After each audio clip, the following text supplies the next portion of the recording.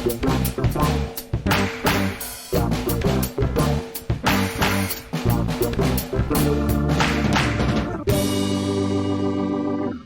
welcome to Star Wars Spelt Out. I'm your host, Josh Chapman, and today, another first-time guest.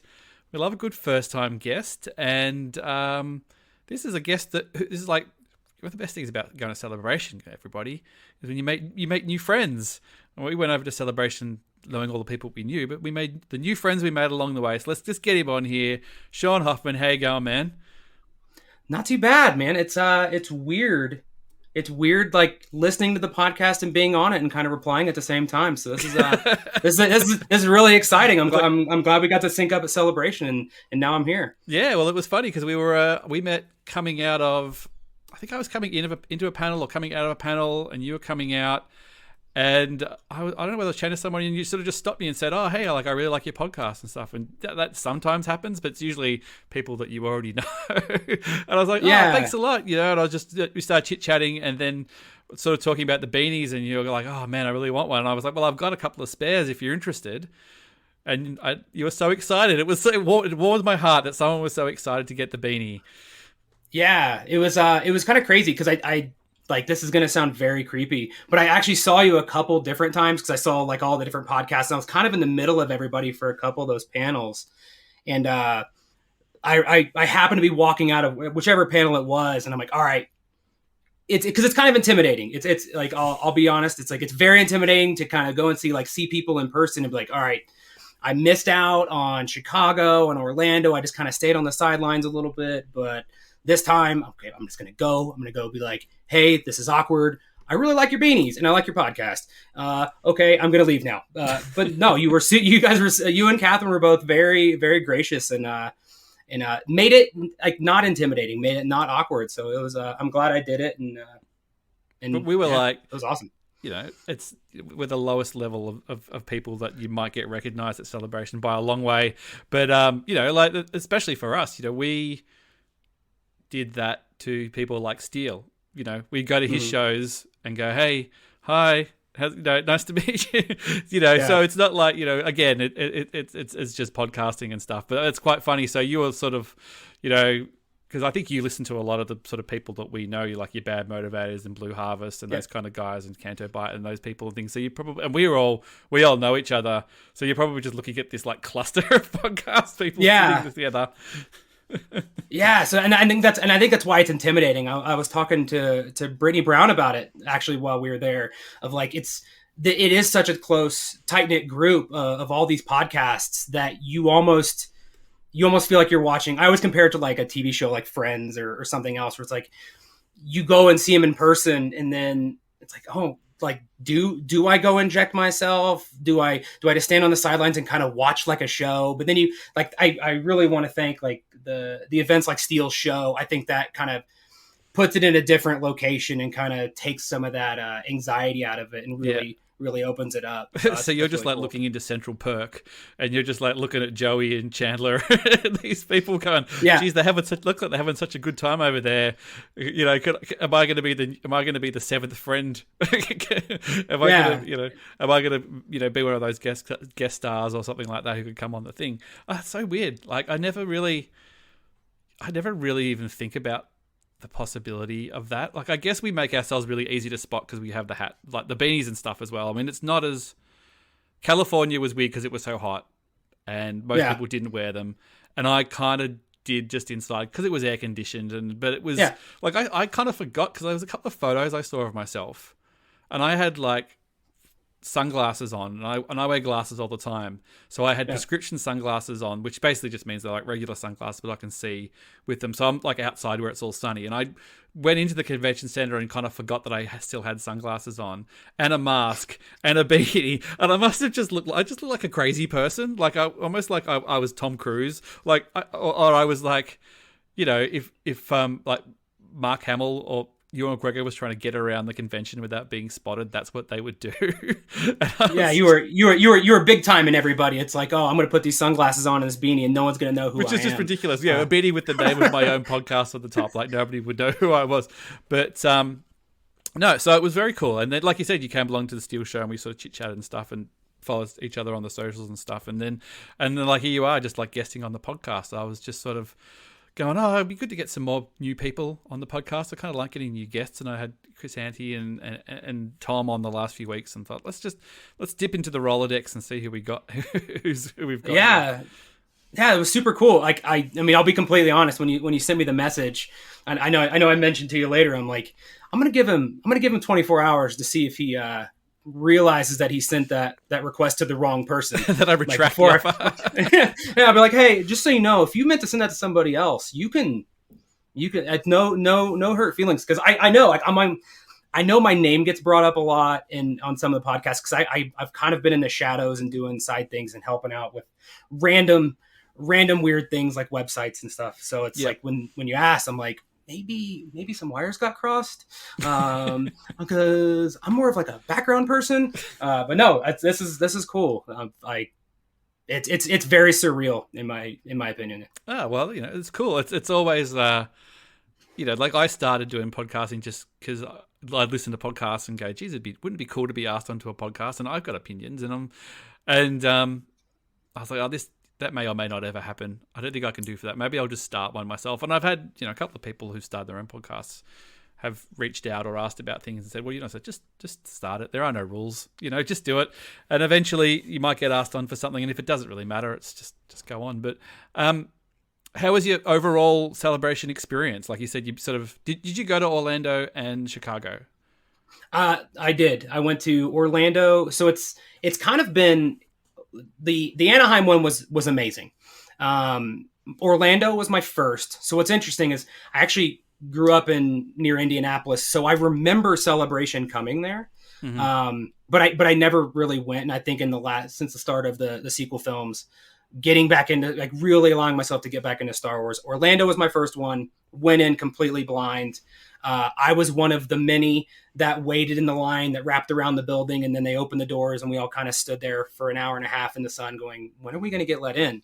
So that one was a bit rough. What was that story? I wasn't at Orlando. So what was that? Everybody queued up to get in, and then they opened the doors, but just didn't let anybody in. Is that what So what happened is we all lined up early in the morning to kind of get in these main doors. Yep. But then when it came time to open the doors, the staff and security, I don't, like every convention, the first day is just kind of chaos and no one really knows what's going on. So they just kind of opened them, and then people who were walking up to kind of go get the back of the line could just walk right in. So everybody just walked right in, but we were wrapped all the way around. People just stood patiently standing there waiting to be told. Yeah, and so it's like, I think the doors opened at like 9 or 10, and it got to be like 10:45, and the line was still not really moving. But at the same time, we're just like, this is just what it is. It's just, we're waiting on security. It's just a very long line. But then come to find out, you get up there and it's just an absolute free for all. Like, I wasn't upset, but it was just kind of like, is this what it is normally? Like, but every day, yeah. It's just, yeah. What kind of happened the first morning in Anaheim? I seem to remember people getting there early, then queuing up. And we'd sort of learnt the lesson from Chicago, going, well, there's kind of no point getting there before the doors open, really, because especially when it's just, like, everything's allocated now. You don't really have to, like, there are lines, but it doesn't really matter that much.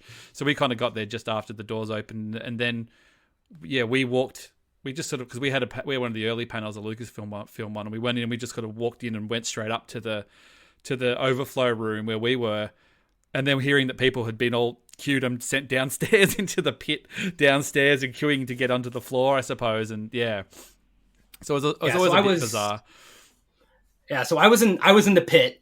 So I usually go by myself and just kind of meet people there. So I got up obnoxiously early and was down in that underground level, pretty close to the front. And I think it's the same kind of thing. So like, they opened it up and you go up that escalator, but I'm not really a planner. So you get to that top of that escalator and it's like, everybody's like running, and it's like, where are you going? Where are you going? Where am I supposed to be running to? Cause I didn't have tickets for that first panel. So I was on the far side. So you're standing in the middle of the floor going, it's like, I don't really know about any exclusives.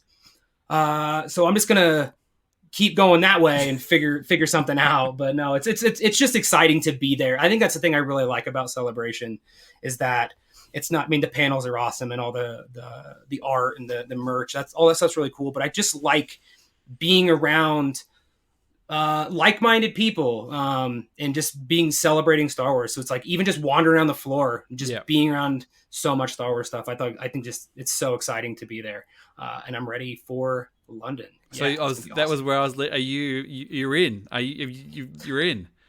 I am in. So what's funny is I've only got 3 days right now. I was out of cell phone service. I think I was on like a backpacking trip or something when tickets went on sale. So I had to get back, and I got like a bunch of 1 day. So I'm hoping they resale on light or whatever it is, so I can get that 4th day. But I do have everything else. You should be all right. Hopefully. Closer to. I mean, it's hard to say. I mean, I know you couldn't give away celebration tickets up to Anaheim. You know, like people were trying to get rid of them desperately as it got closer and closer too. But we'll have to see how this one goes. But that's awesome. Yeah. Well, the plan is that we'll be there, so you'll definitely have to hang with us. You know, it'll be a smaller crew this year, but we'll have. You know, there'll be. I think it'll be.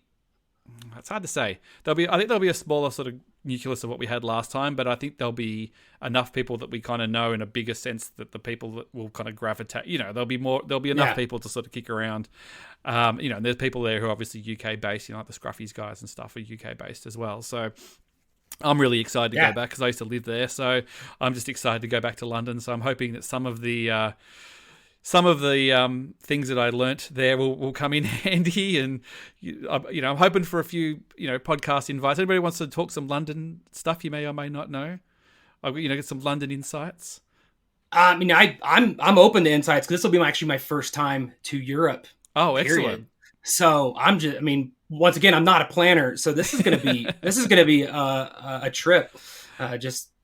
So my girlfriend is usually the planner. She's the one who obsessively plans everything. I'm just like, I bought flights in a hotel. Is that going to be good enough? That's very Turbo. Our friend Matthew Thurbin, he's been on the blog pods and things. He's very much, let's just fly by my seat of my pants and I'll get it sorted. And Catherine, who obviously is a guest on the podcast a lot, she's been to a bunch of the concerts. She likes all the dots to be ticked and so it's quite funny when we have this dichotomy of someone who's very sort of meticulous and someone who's very loose and I'm sort of somewhere in the middle. I like to know exactly where I'm staying and all that kind of stuff. But as far as that, London's pretty easy to get around. I think you'll get the hang of it pretty quickly. So what was your highlight for Anaheim? Did you have it seems like you've kind of gone, oh, well, just being there was a treat in itself. Did you go to Disneyland or anything like that, or? So I did not do the Star Wars nights at Disneyland. I've been to Disney World, so I used to work at Disney World, so I'm very familiar with that. Oh, so you like it?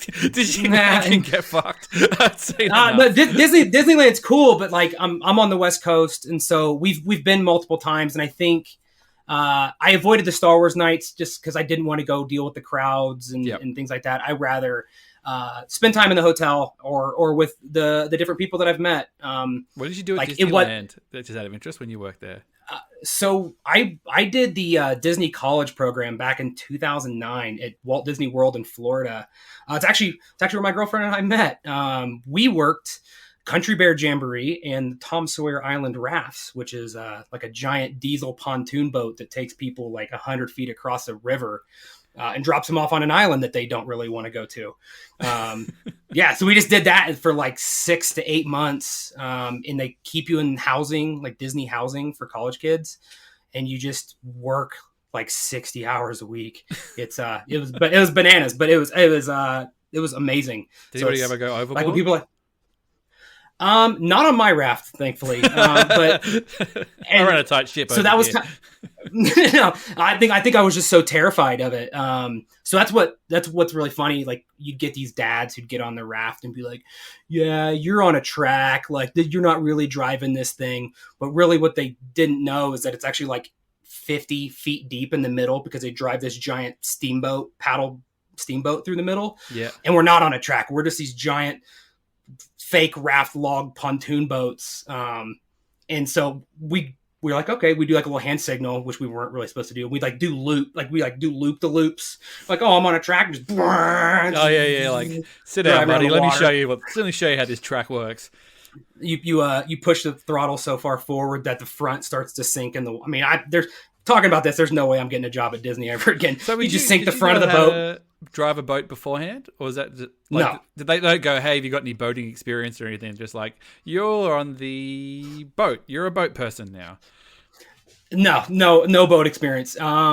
So when you do your interviews, they were like, where do you want to work? And I was like, I like attractions. I want to work at the Magic Kingdom.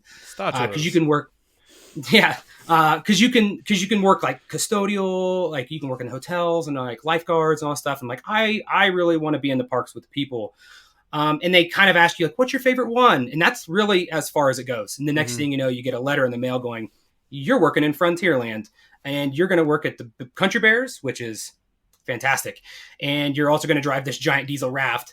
And if you don't do that, like, I understand the scale of it. Like, there's not really an opportunity to be like, I don't really want to do that. They're like, okay, then don't come. Yeah, there's like 50 other kids who'll drive the boat to get to Disneyland. Yeah. And it's so I think I would have never picked that. I think I probably would have picked like one of the roller coasters. But then now that I know what I know, I actually had the good job because the roller coasters are so serious about safety, and not that we weren't, but it's a lot easier to sit and watch a mechanical bear show for 20 minutes and then go out in the 100-degree heat driving this raft and just kind of keep rotating back and forth. Like nobody's getting mad that the line's long for either one of these two. Yeah. Well, the crazy thing was when we went to the Disney Nights thing, and we went to Disney a couple of days before because we sort of had the logic of going, if we go to Disney a couple of days before, we can hit Galaxy's Edge before all the Star Wars fans turn up, and then we can go do other stuff in the park. So, because like people like, you can't see it all on one day, blah blah blah. So that worked out quite well. We did Galaxy's Edge on the Wednesday or whatever it was, and hit all of that, and then the Disney Nights we met some crew, did Rise of the Resistance, and then we basically splintered off, and it was awesome because there were no queues for all the other stuff for the most part. So we just like ran on to everything, which was great. But the crazy thing was that even though we pretty much got to the front of the line for everything, and I just remember like the Indiana Jones ride, particularly like walking through this huge thing of like lines, like, you know, just walking through it going like, could you imagine if you were just standing here and just hearing like John Rhys Davies doing the spiel for the Indiana Jones, like, make sure you put your hands in the thing for an amazing adventure. And I'm just going, I've had to hear this I think 6 or 7 times, and I'm literally just walking through. Like, the staff must be going insane hearing this repeated loop thing going in their head over and over. You're saying you're watching a 20-minute bear show every day. Like, did you lose your mind? So it's kind of like, I kind of picture like a bell curve. It's like at first you're like, haha, it's funny. And then after a while, you're just like, okay, I think I'm losing my mind. But then you start to get used to it, and then you kind of gain a love for it. Like I could still repeat that entire like a Stockholm syndrome kind of thing. Yeah. Well, so what's weird is I actually used to work at before in high school. I worked at Chuck E. Cheese's, and that I think was worse because they had a weird pop music loop that they'd play with all their I have a thing for working with mechanical animals, but that was worse. That did drive me nuts. Yeah. But with the bears, I think it was because you would rotate out. Like, I think if I had to sit over and over and over, I mean, I had to hear it 1,000 times, but at least it was kind of entertaining because I think there's some adult humor in there and maybe some retro style humor that maybe wouldn't fly today. Yeah. And so it was kind of entertaining to like watch it and watch people in the crowd hear it. Some people hear it, some people not. So like there was that element to it. If it's like Small World, it's a Small World. I couldn't do that. I would lose my mind because that's just that same repeating over and over and over. Yeah, way too. It was. I mean, I felt we had an awesome time because it was, it's 11:30 at night and you're just running around Disneyland, and there's basically you could just get on whatever you want, and there's barely anybody there. And I think you appreciated it even more, the fact we went on Wednesday and it was pretty packed, and we kind of just dropped the money to get the fast passes so we could do some stuff. But being able to just have a run at the park effectively, which is the only way to do it now, I think. I don't think I could do it the other way. But again, just sort of looking at the employees who are just going like, oh man, it's 12:30 at night here. You guys just want to go to bed, and it's just somebody going, hey, can we ride on Autotopia? And they're like, yeah, go for it. Like, whatever, it's fine. It's like, can we ride Autotopia? And the cast member looks at you and goes, do you know what this ride is? I only did it because Brittany Brown, who you mentioned before, would gush about Autotopia and how amazing it was. And I mean, I drive a big boy car in real life. So, but it was just me and Catherine, I think, because we were the last one standing around that point, and there was just nobody else around. So you just, I guess if it's full of other cars, it's a little bit more like brum brum, but it was just me driving around this track, wondering if I was going the right way, trying to put the foot down, trying to like get it to go a bit faster. But it's like, can this go faster? Is there a way I can not continuously ram into the rail? Like, is it possible to not? And then kind of going, all right, if I just take the foot off a little bit and let it glide, and then put it down, I can get a little bit of that little, and it'll feel like I'm sort of accelerating slightly. But it was cool. It was weird because I think it was right-hand drive as well, which is what we drive in Australia. So it was kind of like, everything's on the correct side of the road, like the steering is on this side. So maybe that's why I'm not good at it, because I'm not used to that. I mean, I haven't ridden it in a long time, because every time I get on there, I'm like, why am I on this?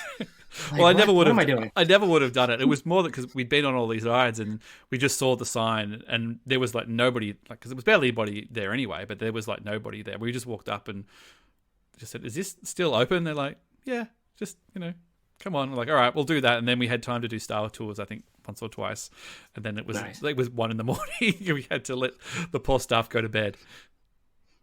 Yeah, I remember those days, because I was always a closing shift at Disney World, so we'd be there till like 1 or 2 for the real late stuff. But that's the best kind, because that's when you get like the really good guests, the people who are like, they're obviously, if they're tired, they're not there, but like the people who are just really enjoying it and staying up to the wee hours of the morning. It's just, you have some really good conversations and meet some really cool people there. But to your previous question about like what were some of my highlights of Celebration, I think, obviously Steel Show, even though I made a rookie mistake and was like, I can walk there.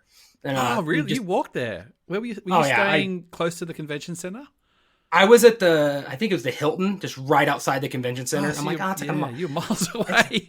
It's like a mile. It's like 2.5, and so it didn't help that I'd been at the bar for a little while before. So I'm like, I can do it. I'll get there in time.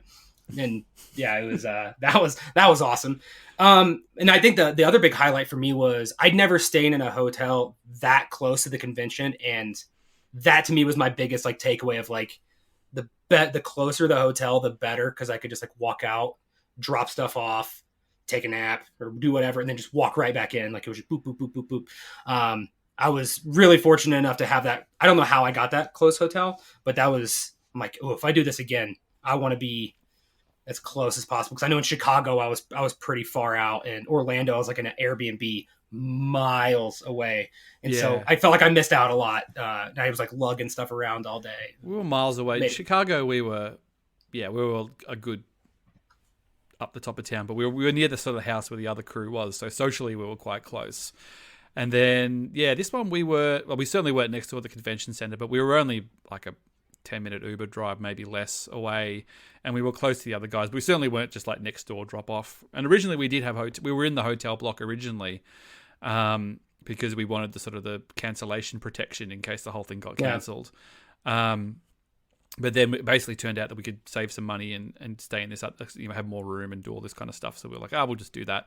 I can certainly see the appeal of being in the hotel, like being right next door to things, being able to just drop stuff, because you just by the end of the day you're just accumulating stuff as well. Did you ever like sort of pop over for a quick nap or anything? Or I did, yeah. So I try to be strategic. I'm not a planner, but I would try to be strategic about like, all right, I'm going to go get this thing, and then I don't want to lug it around, so I'm just going to go straight back to the hotel and like drop it off, take a nap, and come back. And I think for me, the hotel was nice because I did go by myself, and I was trying to be reactive to like to the various podcasters. Like I didn't have the social group there, so it's like, oh hey, we're doing this. It's like, all right.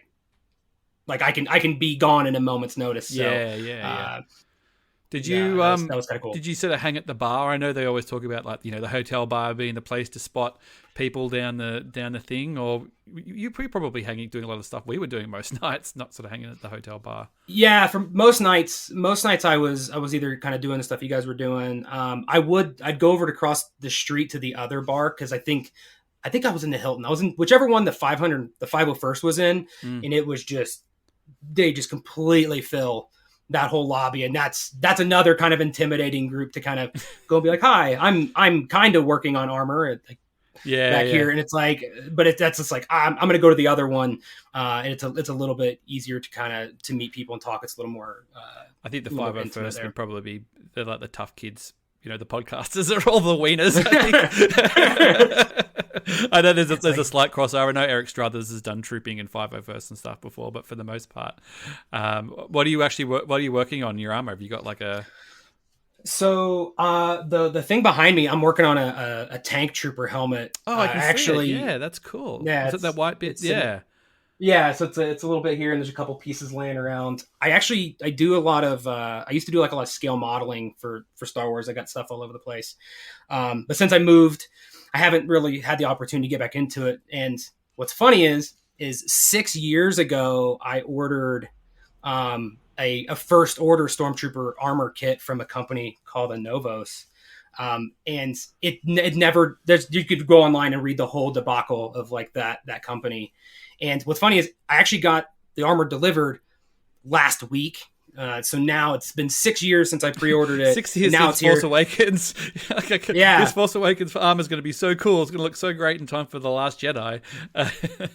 That was my exact thought. I'm like, oh, this is cool. Then they came out with like, ooh, this is the Last Jedi helmet. I'm like, oh no, I got the Force Awakens one.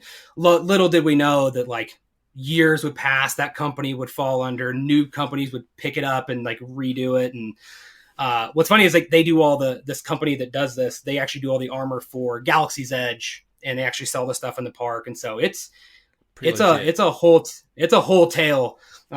But now I got this tank trooper helmet. I'm like, yeah, I'm gonna do this. And next thing you know, I got armor coming in left and right. It's like, now it comes in. So now I've got armor all over the place. None of it's complete. It's just everywhere. But yeah. Oh, well, you reckon you'll try and would you take it and like, would you like cosplay at a convention, or do you kind of go, I've done enough of them to know it's hard enough just walking around with a backpack, let alone like kicking around in armor? I mean, my end goal, like I've always wanted to join the 501st, primarily for the kind of the charity aspect of it. Mm-hmm. I first found out about it years ago. I did a Disney race in Florida, and it was like a charity run, and they were there, and I was like, what are all these stormtroopers and stuff doing at this non-Star Wars themed race, like in the middle, like in the back 40, middle of nowhere, just all these Star Wars characters at this charity event. I'm like, what is this? Like, why are you guys dressed up? And they're like, oh, it's a charity event. Like, we do go to kids' hospitals and things like that. I'm like, cool, I want in on this.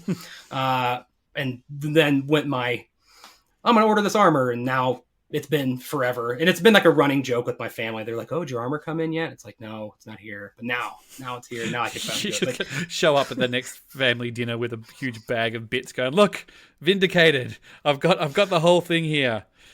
You said it was now crazy, they're all shocked. But... Yeah, now they're all shocked because they think like they thought it was complete. They're like, "Oh, put it on." I'm like, "No, it's pieces. Like it's 100 pieces of just raw plastic." And they're like, "You have to put it together. It's been 6 years, and you have to like build it." It's like, "Yeah, that's kind of the point." And they're like, "You're dumb. You're not smart. Why did you do this?" It's like, guys. So do you get the under stuff as well, like the sort of the body suit bit? And yeah, it's like Under Armour kind of sleeves and like all the straps and like rigging and stuff that then you attach all the pieces to. And yeah, it's a trip. I'll post some pictures online of it, like of just the box that came full of pieces. Yeah, but yeah, it's going to be. I don't have any research, but that's the same. Like I think if I ordered it, then it turned up with this box like a model kit. I just like, oh no. Like I'm still at the beginning of this journey. I'm not at the end of this journey at all. I'm just about to start. Is the helmet? I did have to mess it. Is the helmet at least? Like, is that the helmet will be? Well? That will be at least complete. Like, because there's a helmet that's not here yet. That'll be coming later. That'll be. So this one is in pieces. This one I'm building behind me, but the one that's coming for the first order will be complete and ready to go. What's funny is I actually messaged Eric Struthers a couple weeks ago, just like, hey, do you have any resources that would be good to like learn how to do like some of the more minute details of this? Like coming from scale modeling, I'm like very perfectionist, attention to detail. Like what color, how far does the black go up inside the cavity? And I'm like, how do you do this? Everything I find online in the forums is like, yeah, take the piece, sand it, paint it, and you're good. It's like that. What about the rest? And he's like, no, it's pretty much just like, yeah, that's because like, they do it. They do like checks, don't they? You have to get it like approved and rubber stamped before they'll let you. You know, so you're not just some guy with a cardboard box on his head going, "I'm a stormtrooper." Like there's a level of checks that they do, isn't there? Yeah, so like they have like these big pages full of like every minute detail. Then when you submit your completed set of armor, like they'll critique it like, hey, you need to paint this black, or you need to like trim this up. But I think a lot of it's based on in-person build nights and things like that, where you go and then people will help you in person. And as somebody who's in tech and just like works from home, I'm like, no, can I just not do that? Can I can I find a website that has like all of that information like detailed? No, like, you've still got to interact with people. Sorry. yeah. So it's like, all right, I guess I'll have to meet with people in person. My friend Dale Williams, who's been on the podcast a couple of times, who's one of the big wigs in the Star Walking here, it was the biggest fan club in Australia. He, I just saw some photo, I guess because he was tagged it on Facebook, that he had his Jedi Knight outfit approved, and it was just like, Dale's got his rubber stamp approved thing, and he's got this very, it's like the proper tunic and the the layers and the thing. It's not just the $10 one from Target with the few pieces of cloth on it. It's like a proper hardcore thing. So it's I've never been a cosplay kind of guy. I remember trying Eric's helmet on, I think in Chicago, because he'd brought it along. And I think I lasted about a minute just going, I mean, I know I have to wear glasses, which probably doesn't really help, but just going, oh man, this is pretty claustrophobic in here. Pretty hard. We have a little empathy for the stormtroopers and their inability to hit things with blasters now. It's like, I can't see anything in this. But the crazy thing is, if there was ever an opportunity for, not that it will ever happen, to if somebody said, hey, we're filming a Star Wars down the road, do you want to get in a stormtrooper outfit for 3 days and stand in the background? I'd be like, absolutely. I'll find a way to put up with being in a, I'll probably be the one in the background who's just tripping over and falling and things. So. Well, and after the recent events of Kenobi and the friends of ours who were all in that, it's like, oh my gosh, this is actually like a real possibility. Well, I think they keep saying that they're going to film, something is going to get filmed in Sydney because Lucasfilm have opened up an ILM office branch up there, and they're hiring a lot of local VFX people and things. And obviously they've got Fox Studios now because they took over Fox. And I mean, the last Thor just got shot there.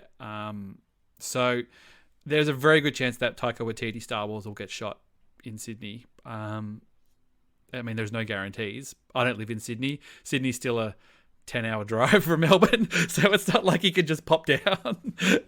Hey, but 10 hours would be worth it, though. It's like I'm away from LA, but I do it. It's because they shot episode 2 and 3 in Sydney, and when I lived in Melbourne as well, and so it was kind of weird. I was probably in my early 20s then going, wow, they're making a Star Wars just not up the road, but in the country is pretty crazy. So who knows? If anybody's connected who's listening, I'll happily wear a Stormtrooper outfit and stand in the background if I can get a week or two off work and go up to Sydney. I'll just stay at Turbo's house. Turbo lives in Sydney, so maybe we'll all just have a little local camp out at Turbo's house and be Stormtroopers for a week. That'd be nice. It's like we're all planning our ins, like on how to get in on this. I was talking to Hawes the other day about there's like a new Disney Cruise Line ship that's got like a Star Wars bar on board, and apparently it's got this new $5,000 like set of drinks that comes out in like a camp. Yeah. It comes out in like a Camtono and opens up. But apparently the little tidbit that they always kind of like rush over in all the videos is that apparently it comes with 4 tickets to Skywalker Ranch.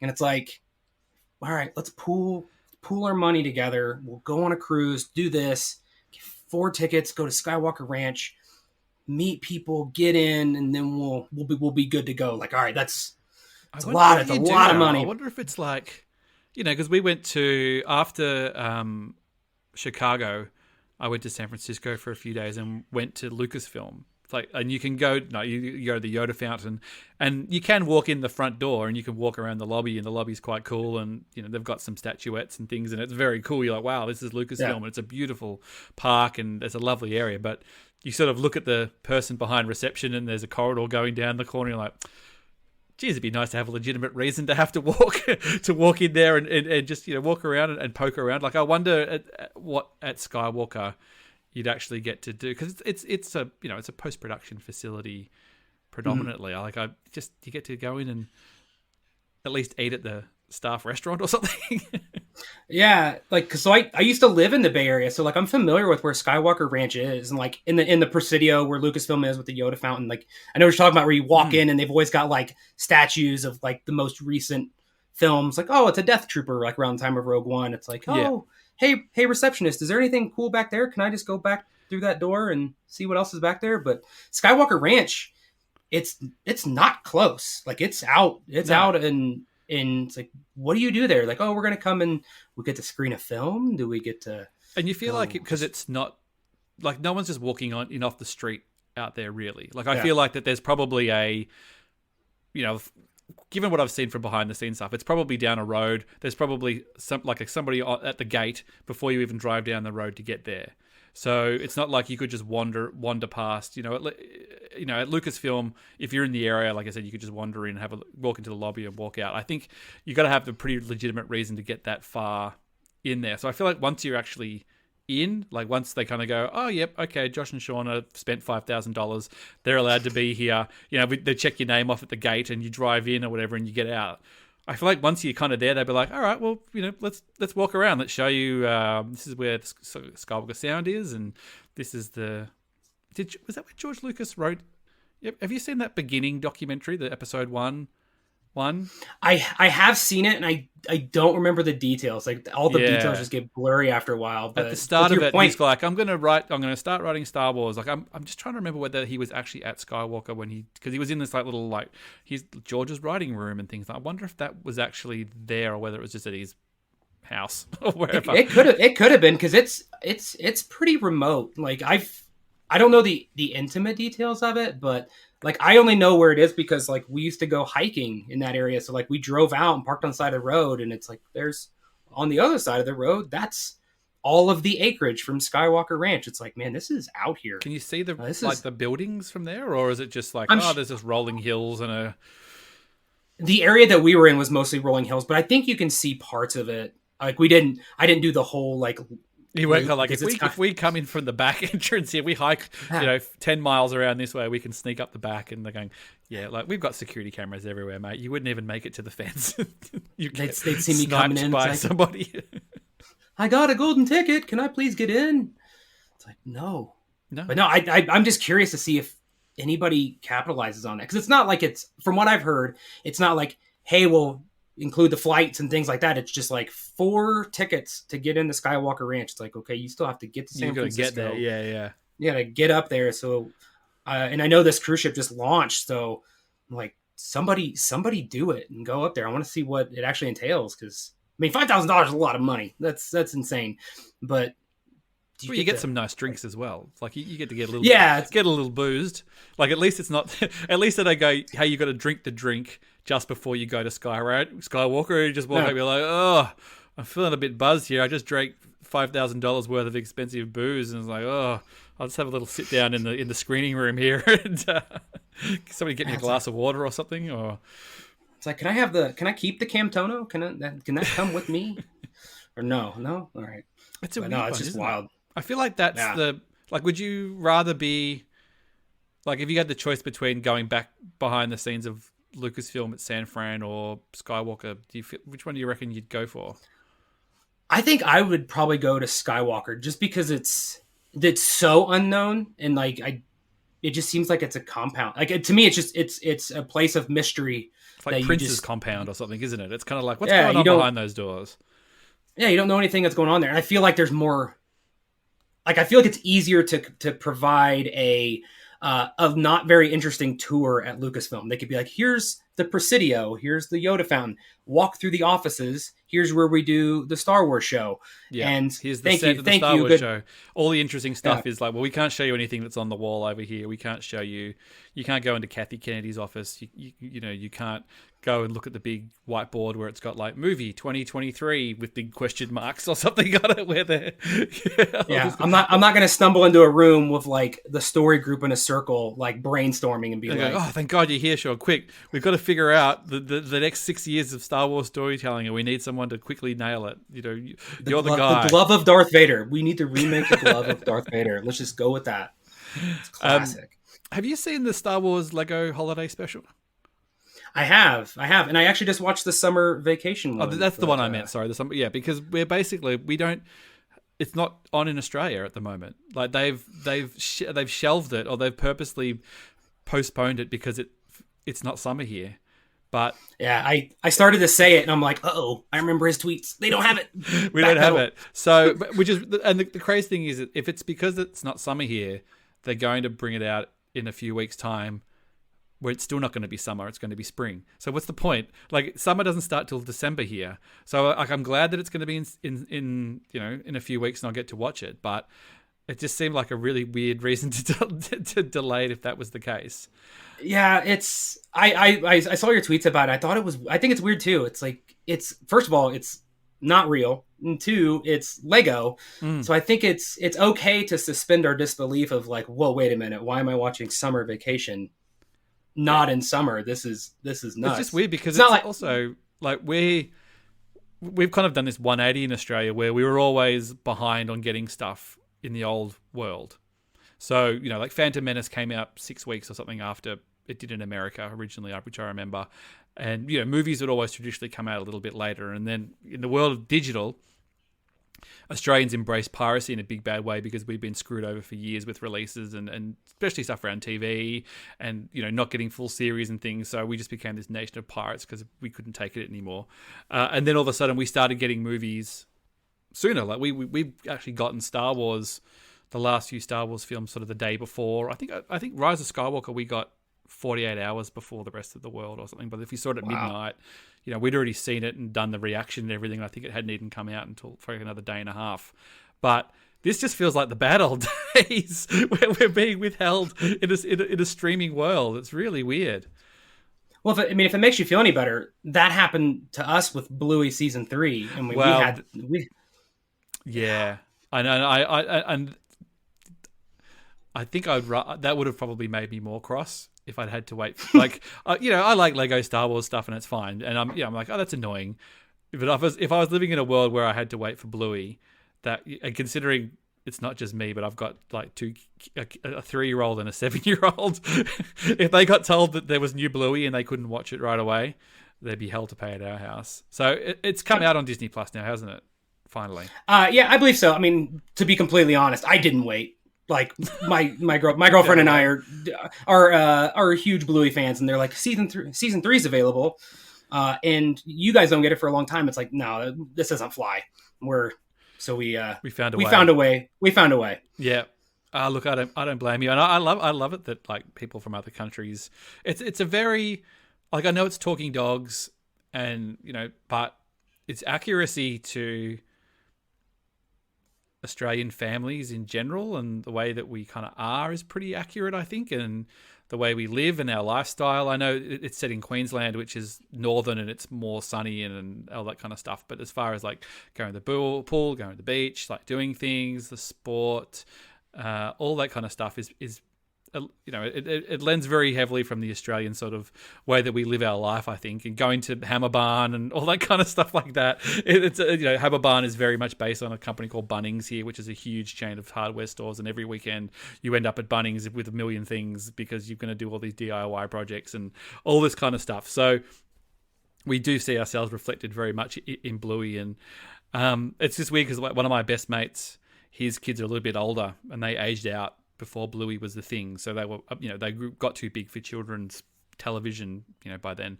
And I'd always talk about Bluey and like, you missed out. And he's like, no, I'm done with kids shows. I sat through enough Holly's Magic Kingdom and Peppa Pig and all that kind of stuff. And then they sometimes do foster caring, and they're doing foster caring at the moment with a kid who's littler and wants to watch Bluey. And then I saw him the other day for lunch. He's going, I've just been watching Bluey, and oh my god, how good is Bluey? I can't believe that this show didn't exist. And I'm assuming you don't have any children. You haven't mentioned it. You're just watching it as a no children, just 2 cats. But I will say that. So my mom was an at-home babysitter, so I spent most of my childhood with like 7 or 8 kids in my house. Yeah, right. And so I think I have an appreciation for a good solid 15, 20 years of children's television just always being on. And and that's where I think Bluey just really hits home for me of like, this is a different level of quality, of honesty. It's not pandering. It's not all about this like weird, like, let's teach them math. Not that there's anything wrong with that, but it's just like, this is next level storytelling for a kid's show that's real, it's honest, and probably some of the best television I've seen in years. There's some episodes I just get done watching and like we look at each other and go, we have to share this. We have to share this with people. So did you just catch it off the back of following podcasts like us where we just talked about Bluey, or is it just sort of randomly on Disney Plus and you're like, oh well, I'm hearing a few things about this Bluey, let's chuck it on? And it was the podcast. It was the podcast. It was literally every podcast talking about it in some way, shape, or form of like, oh yeah, I think it was Will Witten of Blue Harvest one day where he took like a 10-minute window of just like, Bingo Healer is my spirit animal, and I will fight people. Yeah, I think and yada yada yada. That might have been the episode I was on, because I think I didn't really like. I knew Hawes a lot better. You know, we hung out in Chicago, and you know, he's been on the pod a bunch of times. And I'm just trying to remember. I might have been on Blue Harvest once or twice before that, but I'd never met Will in real life or anything like that. And Blue Harvest is the funny thing is when you record mostly with him, he's the insider trader. Not always. We don't always have the cameras on, so it's always sometimes a little bit less personal and things. Like sometimes it depends. I think the last time we didn't, but you know, so I was just chatting to Will before we sort of got going, and we just started talking about Bluey the whole time, and we just went on this Bluey thing, and I'm just going, Hawes, mate, like I know you don't have any children, but you know, do yourself a favor and put some Bluey on, because I think Will's kids are the same age as mine, roughly. So yeah, during the pandemic, it was the thing that we'd watch an episode before going to bed. It's like all the chaos in the world, put a Bluey on for 8 minutes and just like zone out. And it's like, that was awesome. Time for bed. Well, that was, we had, you know, Melbourne, where we are, was one of the most locked down cities in the world. And we went through 2 really long lockdowns, you know, which were not amazing, but necessary and kept a lot of people alive and stuff. And, you know, I'm glad that we did it, especially after I got COVID. I'm really glad that I didn't get COVID when I wasn't vaccinated. But, you know, coming out the back of that, like a lot of the media, and there were newspapers and things about just like the heroes of the pandemic. And it was, you know, like certain politicians and health ministers, and Bluey was revered as like kept the kids and the family sane through these long stints of lockdown stuff. So Bluey will always, I mean, it's probably the biggest show in Australia, I would say, probably without a shadow of a doubt. Now that I think it's a sleeper. I mean, I'm not actively, I don't have kids, so it's like, but it feels like it's pretty sleeper here right now. Like we talked to people about it, and like we've gotten some of our friends hooked on it, and their kids know about it. And they're like, oh, I've never really watched it. It's like, you should watch the one where Bingo, it's like her mom is the sun, and she's like flying around. Like, that's just what is going on? It's just amazing. I could talk about it forever. I think I'm gonna start a Bluey podcast. You should. Yeah, there's a few out there. We like, it's somebody does a Peppa Pig one, and we're the only Peppa Pig podcast in town. And the ladies who started Australia's first one were listeners of ours and went, hey, we should start a Bluey podcast. And they're huge because they took off right when Bluey took off, and they have miles. They've been in Bluey. You know, and you know, that's amazing for them. And I remember just around that time, somebody said, oh, you guys why don't you do Bluey podcast? You do Peppa Pig. Bluey's such a better show. I'm like, yeah, it is a better show. We can't make fun of it like we do with Peppa Pig. It doesn't, it would just be, it's too good. And I think Matt and I would just be like, well, we can't make fun of it the way we make fun of Peppa. Like, we love Peppa, but there's enough where we can put our own stupid spin on stuff. And Bluey's too earnest and too good. And we're not smart enough to talk about it on an intellectual level the way that we could talk about Peppa Pig, where it's just like we talk about the animal revolution where they murdered all the humans and things like that. So let's bring it back around to Star Wars. We're rounding the circle here. Every time when we start a podcast, I do it with someone who hasn't been on before. I'm like, don't worry, we'll find enough to talk. It's like, then you go, oh crap, 50 minutes has passed and we've just absolutely hit everything. But what are you looking forward to next? You all pumped up for Andor? I'll be remiss not to do some Andor talk. Yeah, I'm really excited for Andor. And one thing I feel like they've done differently this time, I feel like they're not, or maybe I'm just not watching it. I feel like they're not bombarding us with marketing, like all these different teaser trailers where they're just kind of giving a lot away. It's just kind of standing on its own legs, and I don't feel like I'm kind of going in with a couple character names and some rough ideas. Yep. But I have no idea what's going to happen, and that's, to me, is I love that. It's like, ooh, what is going to happen the first episode? I have no idea. Yeah, that's what I'm most excited about. Yeah, I think it's. I know Catherine will hate me for saying this, but it's not. Cassian isn't Obi-Wan Kenobi. You don't look at that and go, all right, I immediately have a bunch of preconceptions about the star of it, the character, what he's up to, what he's doing. For the people who love Rogue One and Star Wars fans in general know who Cassian Andor is and kind of know his deal, but I think the general public as well. I was talking to a mate the other day and said, oh, this Andor show is coming out, blah, blah, blah. And he goes, oh, when's that set? And I said, oh, it's going to be like the birth of the rebellion, blah, blah, blah. He's like, what's that got to do with Andor? I'm like, no, Andor, not Endor. Like, there's no Ewoks in this thing.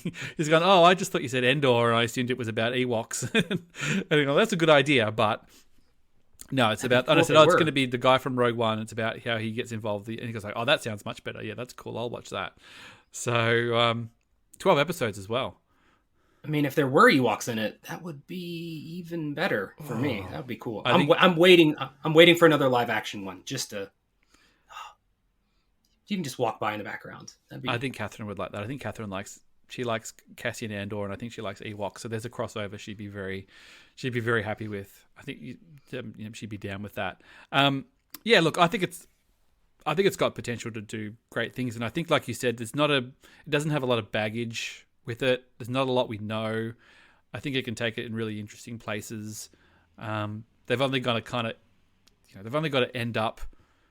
It's always a bit tricky when you talk about pretty much everything in Star Wars is a prequel now, unless it's everything is in one case or another. Unless it's literally Episode 10, everything in Star Wars is a prequel in one sense or the other. So they know that they've got to end up with Cassian Andor kind of walking into that briefing room and Jyn Erso being in there, at least something along those lines. I think that's where they'll kind of end up roughly there. But everything's kind of on the table before that. Yeah, I think I think I remember him saying in like some of the promotional material of just the number of cast members and the new identities they're going to be adding to this. So I think that's another thing that's going to be really exciting is it's not just like it's focused on Andor, but then it sounds like they're introducing a ton of new characters to kind of have this ensemble cast of really similar to Rogue One, where they had just a lot of different personalities, a lot of characters. I'm interested to really get to the meat and potatoes of some of that, instead of it being just like 3 or 4 characters that we know their whole past, present, future. We can meet a lot of new people to expand upon. Yeah, I think it's going to be. I think it's probably going to catch heat for being talky. I think for 12 episodes with a lot of political intrigue and things, I think it's going to be a lot more talky than probably we're used to with one, Star Wars movies especially, and then 2, probably most stuff like The Mandalorian and things like that as well. I think it's going to be a lot more conversations in boardrooms and Senate chambers and all this sort of like the thriller kind of aspect of it. And there'll be explosions and there'll be spaceships and there'll be stuff like that as well. But I think some people will go like, oh, they're not much. They'll just sort of talked around a thing, and there'll be a lot of like, hey, we're playing the long game here, people. If we're at episode 7 and you feel like stuff's not really happening, or they're taking a long time to get to, when are they going to get to the fireworks factory or whatever it is that Milhouse says? Just be cool, hold your powder, and take it all in. And I think a lot of Star Wars fans like to complain about everything, I think, but I think there'll be a lot of like, oh god, we're 7 episodes in and they're just still standing around a Senate chamber talking about stuff. I was like, hey, look, we're going somewhere here. Just chill out, guys. Yeah, it's adding flavor to the existing stories. It's not going to be space battles every episode, and I'm kind of excited for it. I'm excited to kind of see the serial drama kind of big plot across multiple seasons. Like we know where it's going, but what's the minutia throughout the series that's going to raise its head? Because it's not like Darth Vader's going to walk in episode 1 and just start wrecking stuff. So it's going to be much more nuanced. And there's a lot of meat to play with too, because we don't really know heaps about that time as well. We know a little bit. Like I think a good thing that the Bad Batch did, which stuff that I was really interested in, was like, well, what actually happens to these stormtroopers straight after, these clones? Do they all get sent off to the meat grinder? What's the galaxy like? Did they basically flick a switch and be like, all right, we're going to start cracking heads and pushing people around now? But it feels like it's a slow burn. It's sort of like because they're still technically the government, the Empire, so they're just sort of slowly getting their tentacles in. And I'm down. Hey, look, it's Star Wars. It's more Star Wars. How could you not be down for it? Yeah, any new Star Wars is a positive for me. Just to see the creative storytelling and just kind of fill in those gaps and those stories that we didn't know we wanted. I think that's going to be really exciting, especially with how long this show's going to be on. Just the first night's going to be brutal. I was going to say, are you a midnight guy? Like, do you get up, watch it as soon as it drops, or do you sort of tend to try and stay off socials for a day and watch it in the evening? When I'm usually a midnight. I think that first day is going to be the first episode is going to be. I don't know what I'm going to do because that's a lot of time. Yeah. To take on. But I'll probably still do midnight. If I don't do midnight, I usually get up first thing in the morning and watch it. Like I'll just stagger my work day. Yeah. And just be like, I'm going to start late and just get it all the way. Because there's no way I could avoid with all the reactions and Patreons and just coming in. Yeah. It's gonna be nuts. Cool. Well, look, I'm looking forward to it. Well, maybe we'll get you on for you can give a review an episode or something. We'll get you to come at 2 a.m. your time, because it'll be. You're like, can we just make it in the morning? We'll do it. We'll work through that later on. We'll have a production meeting. Thank you so much, mate, for coming on. It's so cool just to meet someone who likes the podcast. It's cool to hang out with, up for being down. It's great that you're going to be coming to London. Well, you won't be a bloke sort of standing on the side peering in. I think you'll just be someone who's kicking around with us, as much as you want to, really. Yeah, I really appreciate you having me on. Like, this is it's a crazy turn of events over the last couple of years, and here I am, and it'll be nice to have friendly faces in London, and it just gets better and better every time. So yeah, this has been a lot of fun. Awesome, mate. Well, tell people where they can find you online if they want to follow your social media musings. So you can find me on Twitter at Ice Planet Hoff. So my last name is Hoffman, so it's H-O. Instead of Hoth, it's Hoff. It's a lot easier to just go to my website, which is Shawn.party. That's and all my links and stuff are there. You can reach me on all platforms there. Awesome. All right. Well, thanks everybody for listening. We were originally going to start rolling in the Andor reviews and stuff, and that's all been pushed back a few weeks. So we were sort of planning all the podcast episodes out. I was like, great. Well, we're doing the Andor season with Catherine. She's committed, so that's what you're going to be getting. But now I'll have to double check the dates. I think there'll be a few more weeks before that kicks off, so we can get some guests on in between. Then we'll do that. And like I said, Shawn, we might get you into review an Andor somewhere in there if we can make the times work or find something that is sensible times and stuff. You can jump on with me and Catherine and have a chat. We'll see how we go. But thank you very much, mate. I appreciate it. Thanks again. I'll see you soon.